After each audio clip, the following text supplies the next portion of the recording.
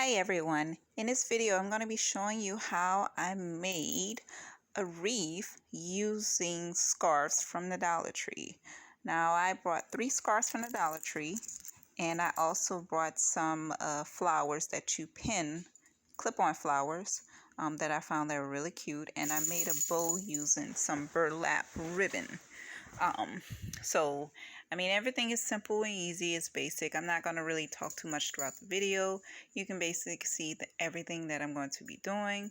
So I hope you enjoy this video. These wreaths can be used indoors or outdoors. If you use it outdoors, you might want to have it covered like behind a storm door because it is material and you don't want it to get wet because that may damage it.